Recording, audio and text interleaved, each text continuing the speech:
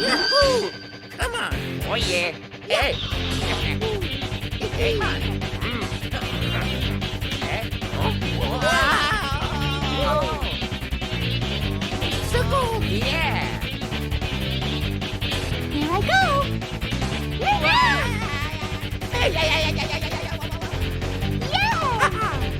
Mario Kart Wii. Woohoo!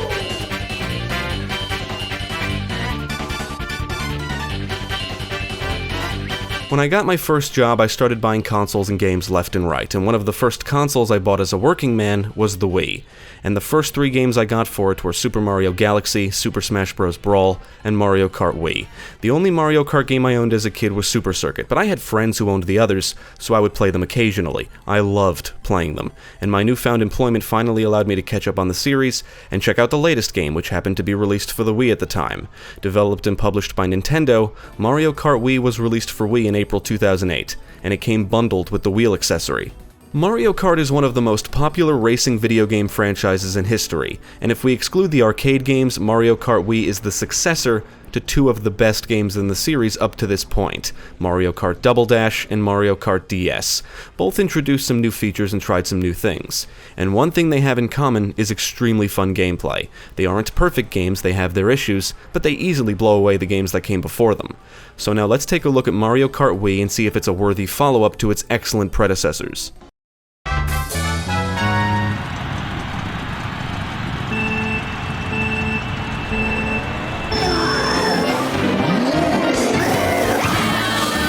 Mario Kart Wii gives you several options when it comes to how you want to play. You can play with the Wii Remote and wheel accessory, Wii Remote and nunchuck, and it also supports the classic controller and GameCube controller. Mario Kart Wii introduces several new elements like bikes, performing tricks, and increased the number of racers from 8 to 12. The online services were officially terminated some time ago, but it did support online multiplayer, and comes with the Mario Kart channel, which allowed players to register friends, race ghosts and other players, and receive updates from other players and Nintendo.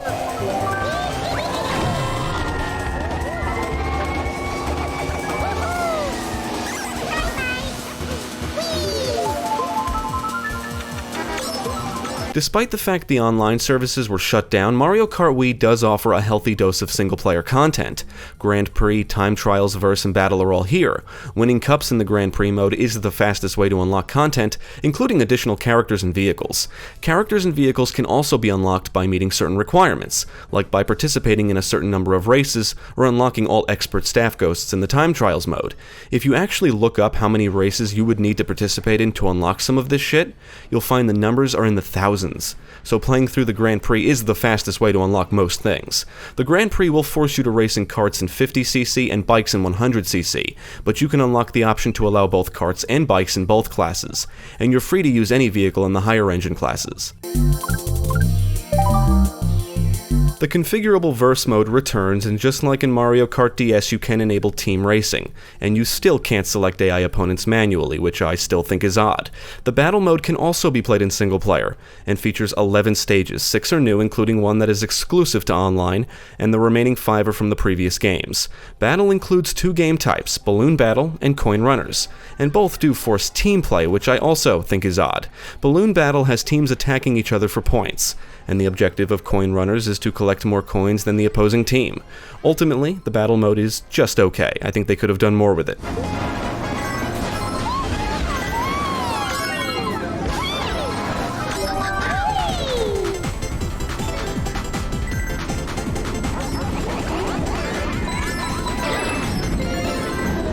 Mario Kart Wii features the largest roster of characters in the series up to this point, and you can even race as your Mii character. The characters are split up into different weight classes, and each weight class has access to a certain set of karts and bikes. Most of the mechanics from the previous games return. You can accelerate, brake, hop, drift, and perform drift boosts or mini turbos. Mario Kart Wii introduces tricks. When driving off ramps, you can perform a trick, and doing so grants you a small boost upon landing.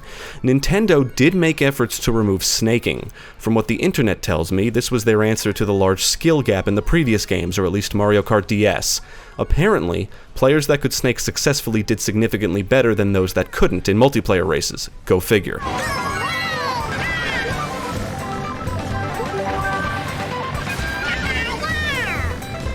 All vehicles have different stats in speed, weight, acceleration, handling, drift, off-road, and mini-turbo. The game lets you choose between automatic and manual drifting, and manual is the way to go because it allows you to perform mini-turbos.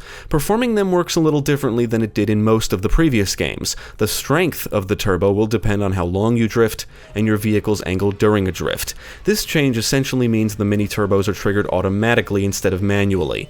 As a result, you can't quickly snake around the courses. You can kind of pull it off if you practice, but it's not like it was in Mario Kart DS.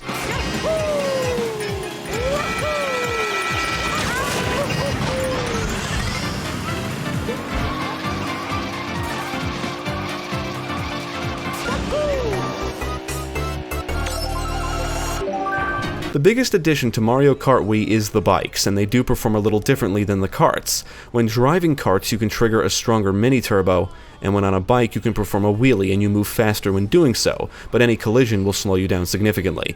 I've always been under the impression bikes were better. The wheelie mechanic gives them an advantage on straightaways, and as a result, a bigger advantage in general. All vehicles can drift around turns and trigger the weaker mini-turbo, and while the karts can trigger a more powerful turbo, it's not enough to counterbalance the wheelies. There's more opportunities to perform wheelies than there are powerful mini-turbos, partly due to the automated mini-turbo mechanic, and a wheelie is simply performed by pressing a single button. You don't have to meet certain requirements or wait for anything, and you can pull it off at any time. You can even keep tapping the button to keep the wheelie going for as long as necessary. A mini-turbo only gives you a short burst of speed, so the only way karts could have an advantage is by frequently drifting for mini-turbos. But because you can't chain the turbos together very quickly like you could in DS, bikes clearly have an advantage.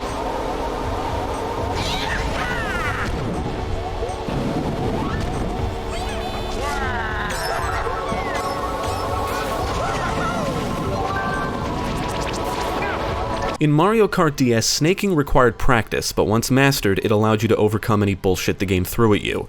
As you may or may not know, Mario Kart games are often cheap, thanks to ridiculous rubber banding and unbalanced items. For example, if you're in first and driving well, you'll often become the victim of an insane chain of attacks.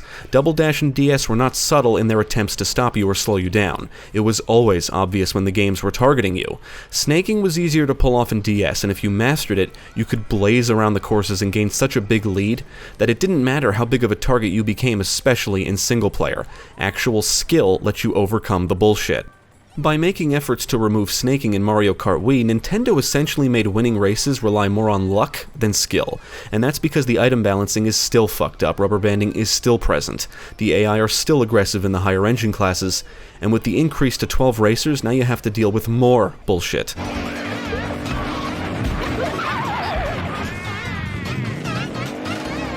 Mario Kart Wii is a fun game, if you're not trying to win anything. If you do care about winning, even if it's just to unlock things, it can be a very frustrating game. The lower engine classes are easy. You should be able to win each cup without too much resistance from the AI. But in the higher engine classes like 150cc and Mirror, things are much more challenging and problematic. You are ranked at the end of each Grand Prix Cup, and your rank depends on many factors. A 3-star rank is the best, and earning a 3-star rank for each cup in each engine class is quite the challenge. I did it once, years ago, and vowed to never do it again. And that's because Mario Kart Wii is a bunch of bullshit. In fact, I feel it's the most unbalanced game in the entire series. It's completely fucked. Now, you can hold certain items behind your vehicle to block incoming attacks like shells, but I was never able to hold them for long. Many attacks or items cause you to drop or lose whatever items you have, and if you're not hit by a spiny shell, you'll be shrunken by lightning or spin out because of a POW block. The POW block is one of the new items introduced in Mario Kart Wii, and is by far the most annoying, especially in single player, because, like every other item, the AI will use it frequently. With a properly timed trick, you can maintain some speed after spinning out, but you'll always lose your items. Another new item is the Mega Mushroom, which temporarily increases your size and lets you squash opponents. Then there's the Thunder Cloud. It grants you more speed for a limited time, but if you don't pass it on to another opponent before time runs out, you'll be struck by lightning, which will shrink you for a little while.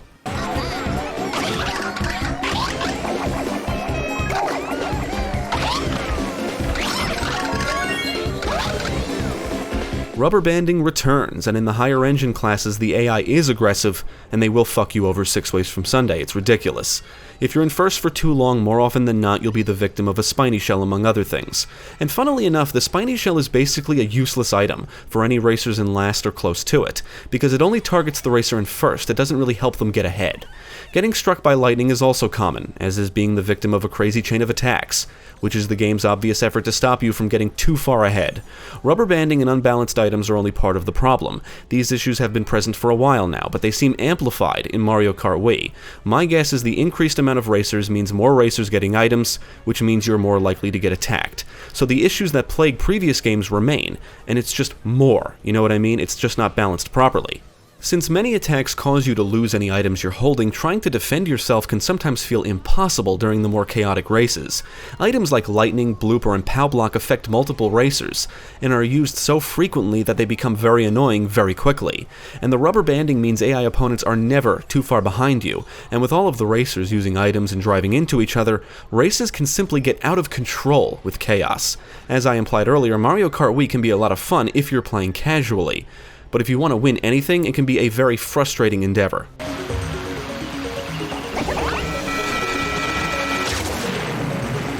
Did you see that? Did you see that shit? Let's look at it again. That's my fuck you to the game's bullshit. That was so satisfying, you have no idea. In reality, I just got lucky. Anyway, Mario Kart Wii features 2 Grand Prix, the Wii Grand Prix featuring cups consisting of all new courses, and the Retro Grand Prix featuring cups consisting of courses from previous games. Many of the new courses include ramps, jumps, humps, and bumps to complement the new trick mechanic, so there's plenty of opportunities to perform tricks. Mario Kart Wii includes one of my favorite iterations of Bowser's Castle in the series. Besides just looking cool, you'll speed around lava pillars and have to avoid fireballs from Mecha Bowser, and the end of the course is populated with lava geysers that can be utilized to perform tricks. All of the new courses vary in style, and most of them are well designed and include shortcuts and alternate routes. You'll have to avoid cars on Moonview Highway, snowboarding Shy Guys in DK Summit, and you'll drive through a cool glass tunnel in the Koopa Cape course.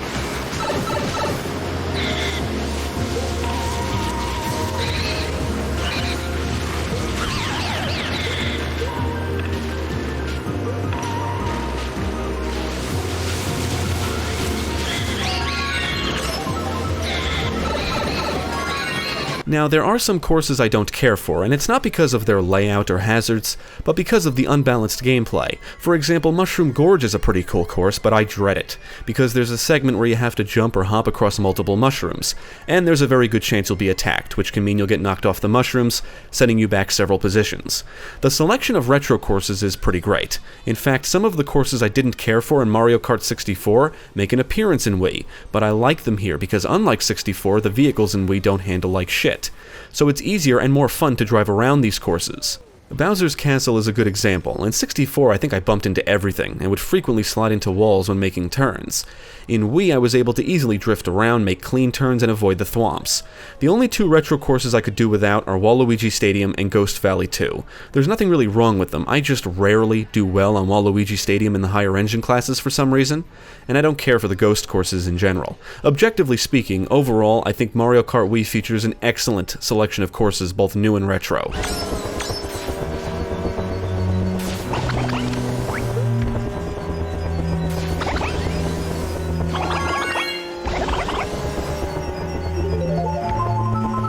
Mario Kart Wii is a colorful game and does run in widescreen. It does feature what appears to be bloom lighting, and like many games with bloom lighting from the era, it's gotten worse with age. Not only does the presentation often look overbright, but it appears washed out. The website Supper Mario Broth features a post that compares what the game looks like normally and what it looks like with bloom removed. Personally, I think it looks much better without bloom. Other than that, the presentation is fine. The animations are solid, the courses and backgrounds are detailed, and the visual effects look cool. The sound effects are on par with the previous games, and I do think Mario Kart Wii is yet another game in the series with a disappointing soundtrack.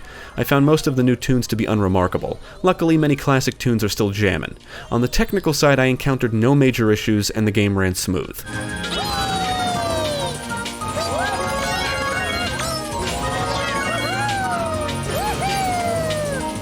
I'll be honest, Mario Kart Wii is not one of my favorite games in the series.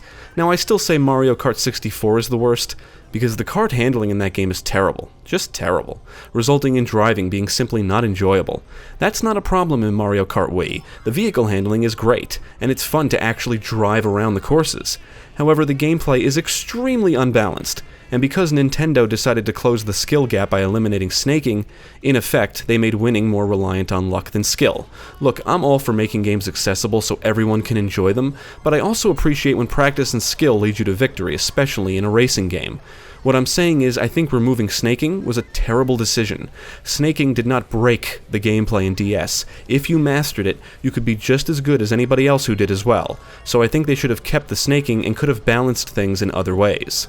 Snaking might have broke the single player, but depending on how you look at it, the single player in these games have always been broken anyway. Snaking just gave you a way to overcome the bullshit. Let's not pretend the unbalanced items and insane rubber banding make for a fair racing experience. I admit these things are probably necessary to make the single player challenging to some extent. But Mario Kart Wii is a good example of what happens when you don't tweak things enough, resulting in gameplay so broken that it feels cheap and unfair more often than not. The snaking in DS let you overcome these obstacles, and it was an actual skill that was beneficial in multiplayer races as well. Regardless, while the previous games, including DS, did often exhibit cheap AI behavior and unbalanced gameplay, they were never as bad as what's on display in Mario Kart Wii. And now with snaking removed, you'll quickly learn that basic Mario Kart driving skills mean jack shit amid unbalanced chaos.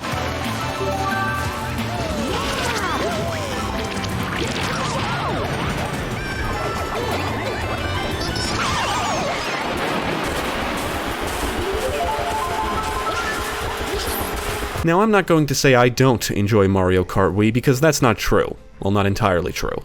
The vehicles control well, the course selection is excellent, and there's a lot to do and unlock. It's a fun game if you're playing casually. When I first bought my Wii, this was one of the first games I got for it, so I played it a lot. And most of my memories are of my experiences towards the end of my time with it. After I won all the cups in each engine class, I decided to go for the 3-star rankings. And that took me a long time and led to a lot of aggravation. I would occasionally jump into online races and then get frustrated, because I remember the gameplay being unbalanced there too. So I left the game very frustrated, and haven't returned to it until I played it for this review. It's been over a decade, and now that I've played it again, I think my aggravation back then was definitely justified. The balancing issues aren't just related to items and AI. I still say the vehicles are unbalanced. The bikes have a big advantage, and once I won all the cups in 50cc and moved on to using bikes, I found no reason to ever go back to using karts.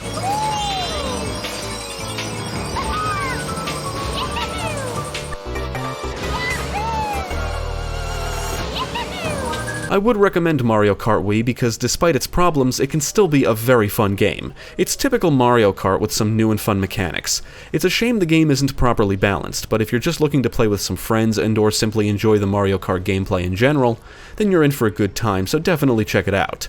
There's a lot to love about Mario Kart Wii, and I tip my hat to anyone that also achieved 3-star rankings across the board. I respect your patience and tolerance.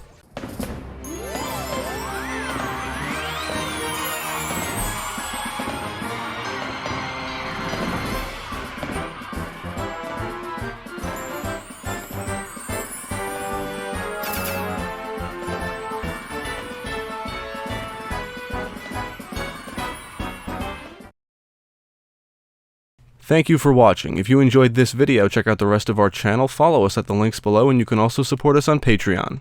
If you're interested in more gaming content, check out our friends over at Gamecast.